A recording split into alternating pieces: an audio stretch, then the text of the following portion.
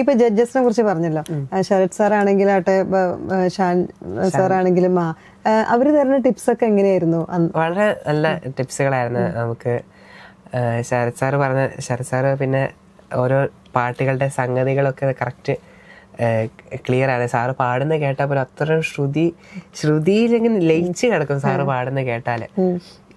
പിന്നെ ഷാൻ സാറ് പറഞ്ഞ ടിപ്പൊക്കെ നമ്മുടെ വോയിസ് എങ്ങനെ മോഡുലേറ്റ് ചെയ്യാനുള്ള ട്രിക്കുകളൊക്കെ പറഞ്ഞു. പിന്നെ ഹരിശങ്കർ സാറായാലും മഞ്ജരി മാം, അങ്ങനെ കുറെ ജഡ്ജസിന്റെ കുറെ ടിപ്സ് എനിക്ക് കിട്ടി.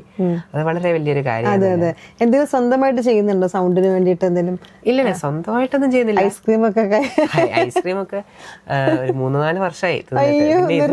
ഇതിന് ശേഷമാണ് ഒരു പ്രാവശ്യം തിന്ന് നോക്കിയത്. ഇഷ്ടമാണല്ലേ? അന്നൊക്കെ ഇഷ്ടമായിരുന്നു, പിന്നെ ഇടയ്ക്ക് പിന്നെ സ്റ്റോപ്പാണ്. പിന്നെ അതിന്റെ താല്പര്യം കുറഞ്ഞു വന്നു. പിന്നെ ഇപ്പൊ ഇനി തിന്നാൻ നോക്കാം. തണുപ്പൊന്നും കഴിക്കില്ല? ഒന്നും കഴിക്കില്ല, എല്ലാം ശബ്ദത്തിന് വേണ്ടി മാറ്റി വെച്ചിരിക്കുകയാണ്. SPB സാറ് നോക്കുകയാണെങ്കിൽ ഐസ്ക്രീം കഴിച്ചിട്ട് പാടുന്നുണ്ടല്ലോ. അത് ഞാൻ ചോദിച്ചു, അങ്ങനെ വല്ലതും ഉണ്ടോ എന്നുള്ളത്. ഇല്ല, അങ്ങനെയല്ല. തൊണ്ട മാക്സിമം സൂക്ഷിച്ചു വെക്കും, ഹൈഡ്രേറ്റഡ് ആയിരിക്കും നമ്മളെപ്പോഴും. അങ്ങനെയൊക്കെ. ഓക്കെ.